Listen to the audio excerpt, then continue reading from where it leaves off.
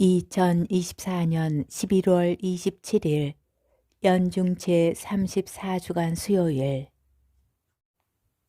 제1독서 요한 묵시록의 말씀입니다.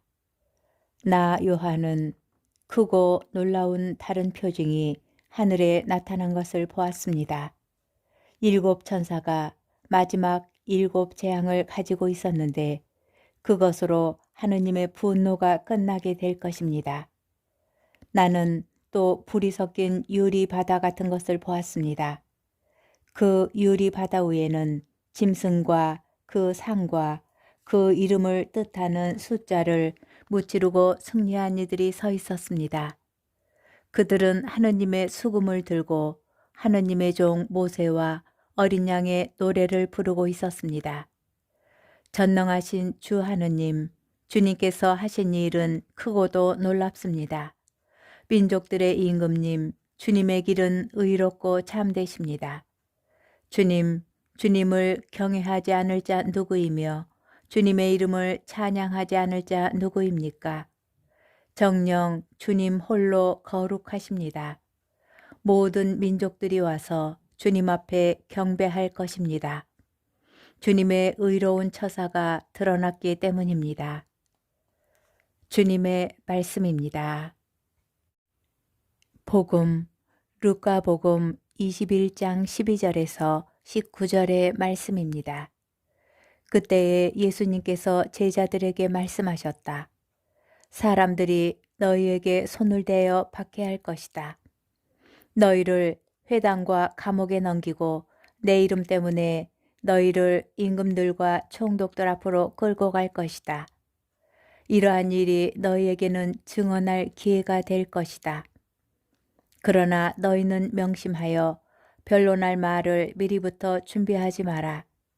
어떠한 적대자도 맞서거나 반박할 수 없는 언변과 지혜를 내가 너희에게 주겠다. 부모와 형제와 친척과 친구들까지도 너희를 넘겨 더러는 죽이기까지 할 것이다. 그리고 너희는 내 이름 때문에 모든 사람에게 미움을 받을 것이다. 그러나 너희는 머리카락 하나도 잃지 않을 것이다. 너희는 인내로써 생명을 얻어라. 주님의 말씀입니다.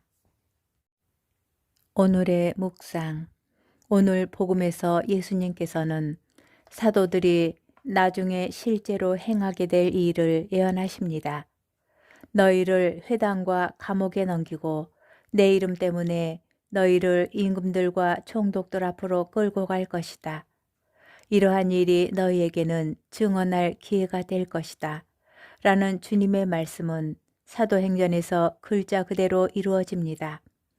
사도들은 임금이나 총독 앞에 잡혀가지만 그것을 기회 삼아 예수님의 죽음과 부활을 증언하며 복음을 선포합니다. 밖에는 복음 선포의 위기 상황이지만 오히려 그 위기를 통하여 복음은 더 분명하고 더 멀리 선포됩니다. 이처럼 사도행전은 위기를 통하여 실현되는 주님의 말씀을 전합니다. 위기에 그럼에도 주님의 말씀이 실현되는 것이 아니라 위기가 기회가 되어 주님의 말씀이 실현됩니다. 오늘날에도 교회를 위협하는 박해가 있습니다. 낙태, 안락사, 배아 복제 등 생명권에 대한 교회의 입장에 대한 경멸과 정결, 순명, 포기와 같은 그리스도교적 가치에 대한 냉소, 그리고 인간 존엄성에 대한 물신주의적 비웃음 등 교회가 부딪히게 되는 다양한 형태로 존재합니다. 그러나 이 위기는 진리를 증언할 좋은 기회가 될 수 있습니다. 루카의 신학대로라면 이러한 위기에서 주님의 말씀을 전하는 것이 아니라 오히려 이 위기를 통해서 주님의 말씀이 퍼져나갑니다. 이러한 박해는 우리와 함께 계시는 주님을 체험하고 믿음을 증명하며 세상에 복음을 증언할 기회가 됩니다. 세상의 반대에 낙담하고 좌절하기보다 이 반대가 복음을 선포할 기회임을 기억해야 합니다.